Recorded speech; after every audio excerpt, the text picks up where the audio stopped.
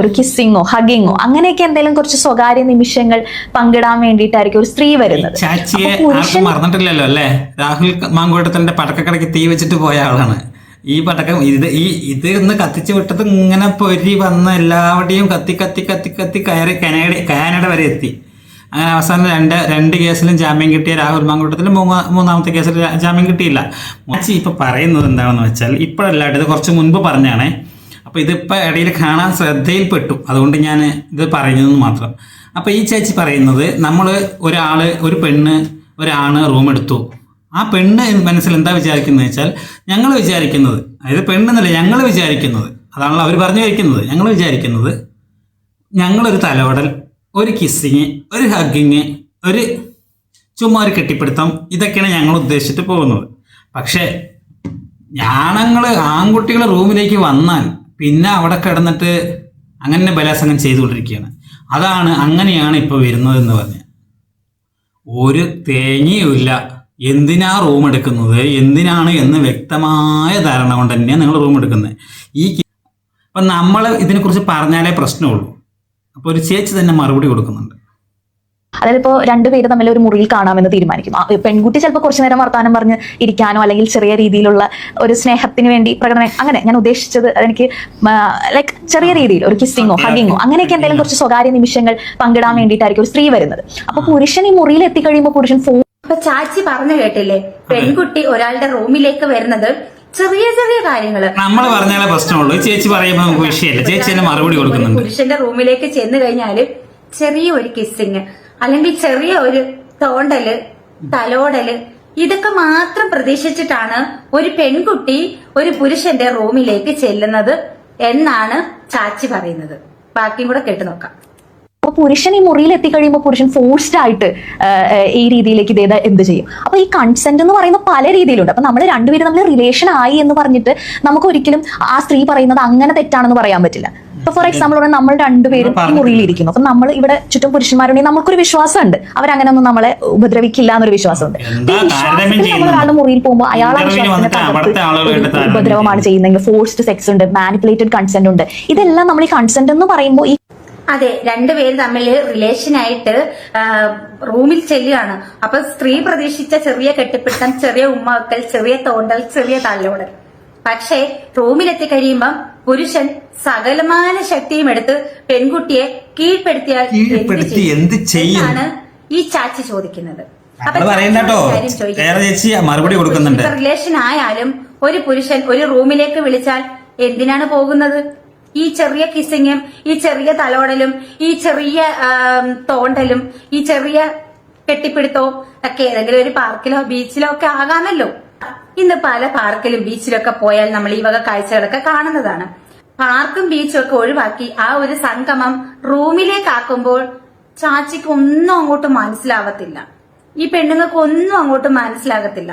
കുഞ്ഞല്ലേ കുഞ്ഞ്, ഈ പറഞ്ഞ പോലെ ചെറിയൊരു ഹഗ്ഗിങ്, ചെറിയൊരു കിസ്സിങ്, ചെറിയൊരു തോണ്ടൽ, ഇത്രേ പ്രതീക്ഷിച്ചുള്ളൂ. അതിനപ്പുറത്തേക്ക് പോകുമെന്ന് ഈ ചാച്ചിമാരൊന്നും പ്രതീക്ഷിച്ചിട്ടല്ല പോകുന്നത്. സംഭവം മറ്റൊന്നുമല്ല, ഇവളുമാരെല്ലാം പ്രതീക്ഷിച്ചിട്ട് തന്നെ പോകുന്നത്. ഇവളുമാര് പോകുന്നതും നടക്കുന്നതും കംപ്ലീറ്റ് കാര്യങ്ങളും ചാറ്റിംഗ് ഉൾപ്പെടെ റെക്കോർഡ് ചെയ്ത് വെച്ചിട്ടാണ് ഈ കാര്യങ്ങളെല്ലാം കാണിച്ചു വെക്കുന്നത്. പക്ഷെ ഇവിടെ ബലിയാടാവുന്നത് പുരുഷനായിരിക്കും. എന്നിട്ട് വന്ന് സോഷ്യൽ മീഡിയയിൽ ഇരുന്നങ്ങ് മെഴുകുക, വെള്ളപൂശുക. കാരണം സ്ത്രീയാണല്ലോ, നിയമത്തിന്റെ പരിരക്ഷണം ഈ സ്ത്രീകളില്ലേ. ഇവര് ഈ പറയുന്നത് നമ്മള് അംഗീകരിക്കുന്നു, നമുക്ക് പറയാം, നമ്മൾക്ക് സംഭവിക്കും. നമ്മളിപ്പോ ആരും പുണ്യാളന്മാരാണ് അങ്ങനെ വിളിച്ച് സംസാരിക്കൊന്നുമില്ല. ഇപ്പൊ ലവേഴ്സ് ആകുമ്പോൾ റൂം എടുക്കാറുണ്ട്, അല്ലെങ്കിൽ സിറ്റുവേഷൻ കൊണ്ട് റൂം എടുക്കാറുണ്ട്, റൂമിലേക്ക് പോകാറുണ്ട്, സംഭവിക്കാറ്, അതൊക്കെ കേട്ടിട്ടുണ്ട് നമ്മൾ.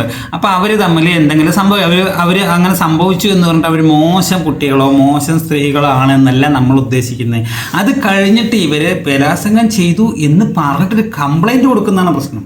ഇപ്പോൾ നമ്മൾ പരസ്പര സമ്മതത്തോടെ എല്ലാ പരിപാടിയും കഴിഞ്ഞിട്ട് പിന്നെ പോവുകയാണ് നമ്മൾ ബലാത്സംഗം ചെയ്തു എന്ന് പറഞ്ഞിട്ട്. ഇതിപ്പോൾ ലവേഴ്സ് തമ്മിൽ അങ്ങനെ നടക്കുന്നു, അതിന് തെറ്റ് പറയുന്നില്ല. സംഭവിക്കാറുണ്ട്, എല്ലാവരുടെയും ഒരുപാട് സംഭവിക്കാറുണ്ട്.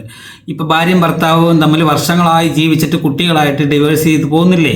അപ്പോൾ ഇതേ കാര്യങ്ങൾ ലവേഴ്സിൻ്റെ ഇടയിൽ നടക്കാറുണ്ട്. അത് ഓരോ സിറ്റുവേഷൻ കൊണ്ടൊക്കെ നടന്നു പോവും. പക്ഷേ അതിന് നമ്മൾ തെറ്റ് പറഞ്ഞിട്ട് അത് ഞങ്ങൾ പിന്നീട് കല്യാണം കഴിച്ചില്ല എന്ന് വിചാരിച്ചിട്ട് നേരെ പോയിട്ട് ബലാത്സംഗം ചെയ്തു എന്ന് പറയുന്നത് തെണ്ടിത്തരമല്ലേ? കാരണം കല്യാണം കഴിക്കാത്തതിന് പല റീസൺ ഉണ്ട്. സ്നേഹിക്കുമ്പോൾ നിങ്ങൾ ഇതൊക്കെ സംഭവിച്ചു. കല്യാണം കഴിക്കാൻ പറ്റാത്ത ചിലപ്പോൾ പല റീസണും വരും. ചിലപ്പോൾ ഇവർ തമ്മിൽ കുറച്ചു കാലം നടക്കുമ്പോഴായിരിക്കും അറിയുന്നത് ഇവർ തമ്മിൽ ഒത്തുപോകാൻ പറ്റാത്ത ആളുകളാണെന്ന്. ചിലപ്പോൾ ഒരുപാട് അടുത്ത് ഇടപഴകി കൂടുതലായിട്ട് അടുക്കുമ്പോഴാണ് ഒത്തുപോകാൻ പറ്റാത്ത ആളുകളാണെന്ന് അറിയുന്നത്. അതിന് ഉത്തമ ഉദാഹരണമാണ് കല്യാണം കഴിഞ്ഞിട്ട് ഡൈവേഴ്സ് ആകുന്നത്. കല്യാണം കഴിഞ്ഞു, എല്ലാ പരിപാടിയും കഴിഞ്ഞ് 10 കൊല്ലം കഴിഞ്ഞു, 5 കൊല്ലം കഴിഞ്ഞു, 10 കൊല്ലം കഴിഞ്ഞ്, 15 കൊല്ലം കഴിഞ്ഞ് ഡിവേഴ്സ് ആകുന്നില്ലേ? അപ്പോൾ 15 കൊല്ലം കഴിഞ്ഞിട്ട് നീ നല്ലവനാണോ നോക്കിയിട്ട് നമുക്ക് ലൈംഗിക ബന്ധത്തിൽ ഏർപ്പെടാൻ അവർ നിൽക്കില്ലല്ലോ. ഇപ്പോഴത്തെ കാലത്ത് ഒന്നും കൂടി സോഷ്യൽ മീഡിയ കാലം ഒന്നും കൂടി സ്പീഡപ്പാണ്. എല്ലാ കാര്യം ഡിജിറ്റൽ ലോകമായി ആയതുകൊണ്ട് എല്ലാ സ്പീഡായി നടന്നു പോകും. ആ നടന്നു പോയത് ഞാൻ തെറ്റായി പറയില്ല, കളിയാക്കുകയല്ല, നടന്നു പോകും. നടന്നു കഴിഞ്ഞ ശേഷം പിന്നെ ഇവരെ കല്യാണം കഴിക്കാൻ പറ്റാത്ത സിറ്റുവേഷൻ പലതും വരും. ഇങ്ങനൊരു കാര്യം നടന്നു എന്ന് പറഞ്ഞിട്ട് ആ പയ്യനെ അല്ലെങ്കിൽ ആ പെൺകുട്ടിയെ ജീവിതത്തിൽ മുഴുക്കെ നമുക്ക് സഹിച്ചു കൊണ്ടുപോകണമെന്ന് പറയാൻ പറ്റില്ല. കാരണം ഈ ഒരു സംഭവം നടന്നു, ഇനി എനിക്ക് ഇവനെ കല്യാണം കഴിച്ചേ പറ്റൂ എന്ന് പറഞ്ഞിട്ട് പിന്നെയും കല്യാണം കഴിച്ചിട്ട് പിന്നെയും 5 കൊല്ലം കഴിഞ്ഞിട്ട് അല്ലെങ്കിൽ 2 കൊല്ലം കഴിഞ്ഞിട്ട് പിരിയുന്നതിനേക്കാളും നല്ലത് ഇവരുടെ ശരിക്കുള്ള സ്വഭാവം അല്ലെങ്കിൽ ഇവളുടെ ശരിക്കുള്ള സ്വഭാവം മനസ്സിലാക്കിയപ്പോൾ പിരിയുന്നത് നല്ലതല്ലേ എന്നുകൊണ്ട് പിരിഞ്ഞിട്ടുണ്ടാവും. ഇപ്പോൾ വേടൻ്റെ അവസ്ഥ അങ്ങനെയായിരുന്നില്ല. വേടൻ കല്യാണം കഴിക്കുക എന്ന് വിചാരിച്ചിട്ട് നടന്നു, എല്ലാം കഴിഞ്ഞു, സംഭവം പരസ്പര സമ്മതത്തോടെ എല്ലാ പരിപാടിയും കഴിഞ്ഞിട്ട് അവസാനം എന്തായി? അവന് ഉൾക്കൊള്ളാൻ പറ്റുന്നില്ലെന്ന് തോന്നി. അത് ഓപ്പണായിട്ട് അവൻ പറഞ്ഞിട്ടുണ്ട്, ഉൾക്കൊള്ളാൻ പറ്റുന്നില്ല, ഇങ്ങനെയൊക്കെ ക്യാരക്ടർ, നീ ഒരുപാട് എന്നെ നിയന്ത്രിക്കുകയാണ്, അങ്ങനെ നിയന്ത്രണം അത് ഇതെന്നൊക്കെ പറഞ്ഞപ്പോൾ പിരിഞ്ഞു. പക്ഷെ അപ്പോൾ ആ പെൺകുട്ടി പോയിട്ട് നമ്മൾ ലൈംഗിക ബന്ധത്തിൽ ഏർപ്പെട്ടില്ല, അതുകൊണ്ട് കല്യാണം കഴിക്കണം എന്ന് നിർബന്ധിച്ചിട്ട് പോയാൽ അത് ഒരുപാട് സ്ത്രീകളുണ്ട് കല്യാണം കഴിച്ച് കുട്ടികൾക്ക് വേണ്ടി അവിടെ സഹിച്ചു പിടിക്കുന്ന സ്ത്രീകളും പുരുഷന്മാരും ഉണ്ട് മക്കൾക്ക് വേണ്ടിയിട്ട്. അപ്പോൾ ആ ഒരു ദുരിത ജീവിതം ആവും. അതിനേക്കാളും നല്ലത് എന്താണ്? കല്യാണം കഴിയാത്ത മുമ്പ് പിരിയുക.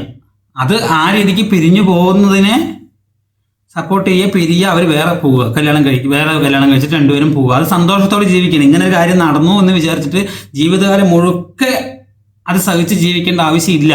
അതെൻ്റെ ഒപ്പീനിയനാണ്. തെറ്റുണ്ടെങ്കിൽ നിങ്ങൾക്ക് തിരുത്താം. പക്ഷേ അങ്ങനെ സംഭവിച്ചു. അതെല്ലാം സംഭവിച്ചു കഴിഞ്ഞിട്ട് അവസാനം നിങ്ങളൊരു കേസ് കൊടുക്കുന്നതാണ് പ്രശ്നം. ഓക്കെ, ഇതെൻ്റെ അഭിപ്രായമാണ്. നിങ്ങളുടെ അഭിപ്രായം എന്താണെന്ന് കമൻറ്റ് ബോക്സിൽ രേഖപ്പെടുത്തുക.